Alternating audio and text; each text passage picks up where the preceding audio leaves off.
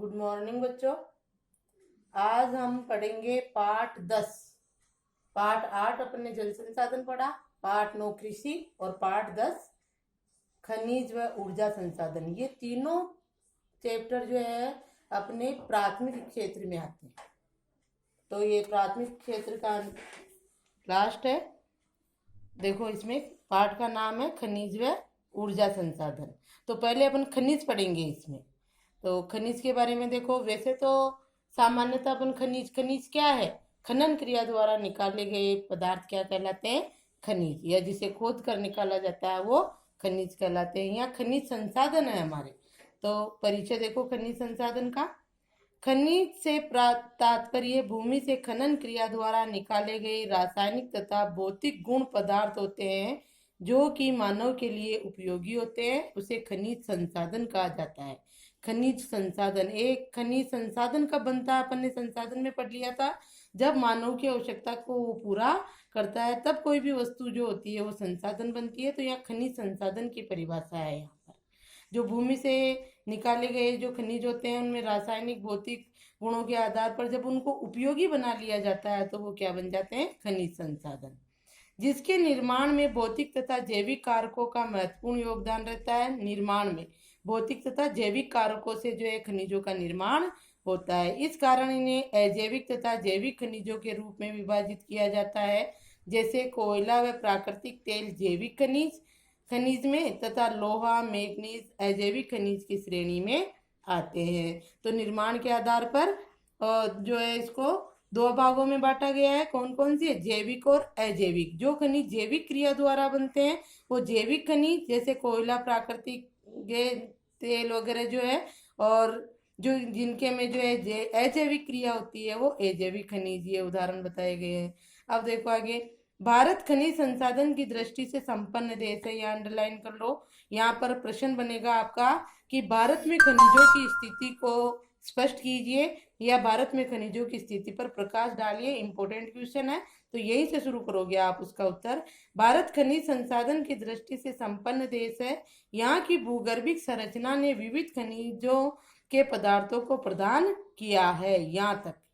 और इसके बाद आप इधर आ जाओगे इसमें, यह ध्यान रखना, मैं भी बता रही हूँ। यहाँ से यहाँ तक लिखने के बाद यहाँ भारत में धात्विक तथा अधात्विक दोनों प्रकार के निवासी खनिज पाए जाते हैं, जिसमें 52 अधात्विक, 10 धात्विक, 23 सूक्ष्म खनिज जैसे निर्माण सामग्री तथा 4 ईंधन खनिज है, जो कि देश के सकल घरेलू उत्पाद का 3.4% तथा औद्योगिक उत्पादन का 11% है। ये यहाँ तक पूरा आपका जो है भारत में खनिजों की स्थिति पर प्रकाश डालिए। ये प्रश्न भी लिखा हुआ है, देखो इसका उत्तर कहाँ से शुरू होगा, समझ लो ढंग से। यहाँ से भारत यहाँ से लेके यहाँ तक लिखोगे पहले, और फिर ये पूरा पैराग्राफ। ये 2 नंबर का इंपॉर्टेंट क्वेश्चन।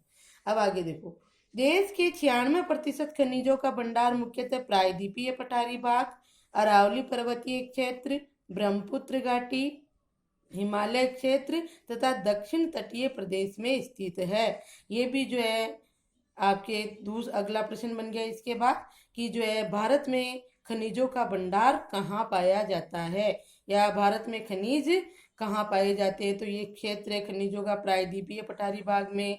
भारत 96% खनिज यही मिल जाते हैं।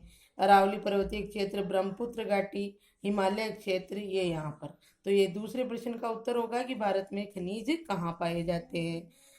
अब देखो आगे अगला, भारत में खनिजों को भौतिक तथा रासायनिक गुणों के आधार पर निम्न भागों में वर्गीकृत किया जाता है। यहाँ भी प्रश्न बनेगा कि भारत में खनिजों को भौतिक तथा रासायनिक गुणों के आधार पर, और वो थे निर्माण के आधार पर।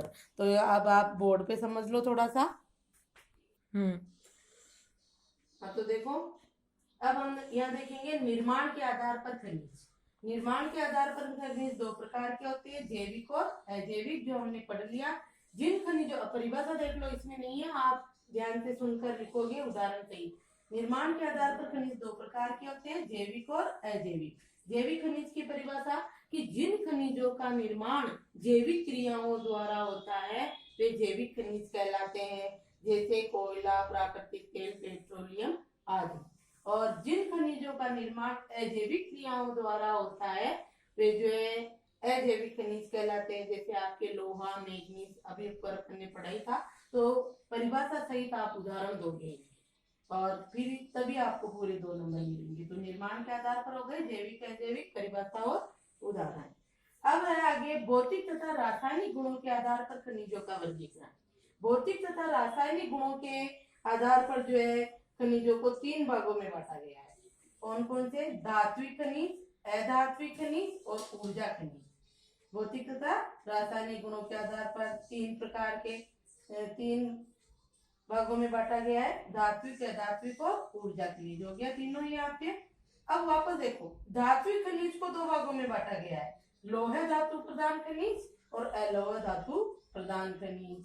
अधात्विक खनिज का कोई प्रकार नहीं है, ये अधात्विक है और जिसमें धातु की प्रधानता नहीं होती। ऊर्जा खनिज, ये ऊर्जा खनिज को भी वापस 2 भागों में बांटा गया है। कौन कौन से? ईंधन खनिज और अणुशक्ति खनिज। अब इनकी परिभाषा देखो आप, तो बहुत प्रश्न बनेगा आपके कि भौतिक तथा रासायनिक गुणों के आधार पर खनिजों को कितने भागों में बांटा गया है। तो उत्तर भी यही होगा कि भारत में जो है खनिजों को भौतिक तथा रासायनिक गुणों के आधार पर 3 भागों में बांटा गया है।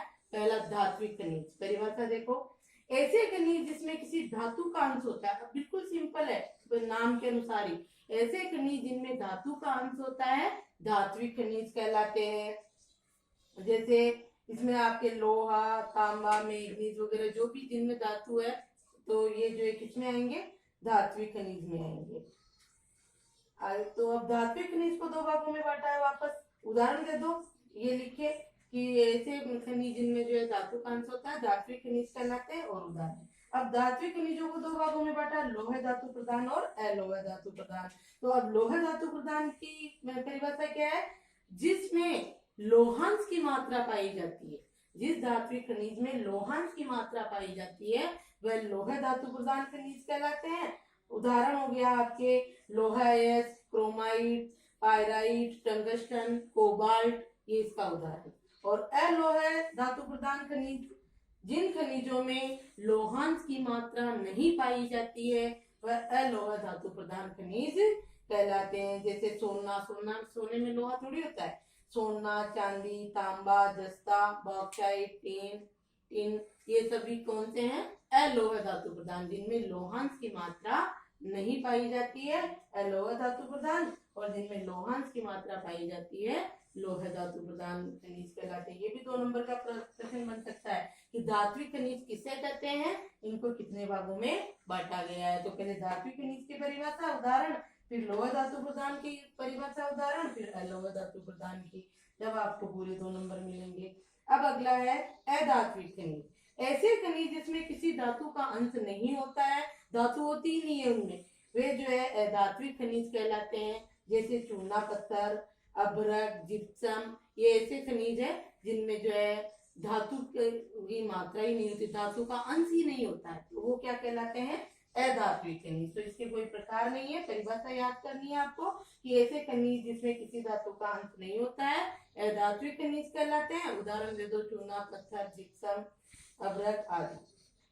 अब अगला आएगा आपके ऊर्जा खनिज। ऊर्जा खनिज को 2 भागों में बांटा है, ईंधन खनिज और अणुशक्ति खनिज। अब ऊर्जा खनिज की परिभाषा देखो, ऐसे खनिज जो ऊष्मा या ऊर्जा प्रदान करते हैं वो ऊर्जा खनिज कहलाते हैं। जैसे उदाहरण दे दो, जैसे कोयला, पेट्रोलियम, थोरियम, बेरियम, ये सभी जो है ऊर्जा खनिजों में आते हैं। तो ऊर्जा खनिज की परिभाषा हो गई। अब इसके 2 प्रकार, ऊर्जा खनिजों को कितने भागों में बांटा गया है, कितने प्रकार है ऊर्जा खनिज के? 2। पहला ईंधन खनिज, दूसरा अणुशक्ति खनिज। अब ईंधन खनिज की परिभाषा देखो, जिसे ईंधन के रूप में उपयोग किया जाता है उसे ईंधन खनिज कहते हैं। जिस ऊर्जा खनिज को हम ईंधन के रूप में प्रयोग करते हैं उसे ऊर्जा खनिज, ये ईंधन खनिज कहते हैं। उदाहरण कोयला, पेट्रोलियम, प्राकृतिक गैस आदि। दूसरा प्रकार है ऊर्जा खनिज का अणुशक्ति खनिज। तो अणुशक्ति खनिज की परिभाषा है कि वे खनिज जिनसे जो है परमाणु ऊर्जा बनाई जाती है वे जो है अणुशक्ति खनिज कहलाते हैं। इसमें परिभाषा नहीं है, सुन लो ध्यान से आप। अणुशक्ति खनिज कौन से हैं? वे खनिज जिनसे जो है परमाणु ऊर्जा बनाई जाती है वे जो है अणुशक्ति खनिज कहलाते हैं। उदाहरण है इसमें थोरियम, बेरियम, यूरेनियम आदि। तो ये हो गया आपके भौतिक तथा रासायनिक गुणों के आधार पर खनिजों का वर्गीकरण। ये हो गया आपका निर्माण के आधार पर खनिजों का वर्गीकरण। तो आप सबकी परिभाषा उदाहरण सहित किसी का भी आपका 2 नंबर का क्वेश्चन बन सकता है। और एक खनिज संसाधन किसे कहते हैं, ये प्रश्न हो गया। दूसरा, भारत में खनिजों की स्थिति पर प्रकाश डालिए, वो मैंने बता दिया आपको 2 जगह से लिखना है। और फिर ये जो है खनिजों का वर्गीकरण। धन्यवाद।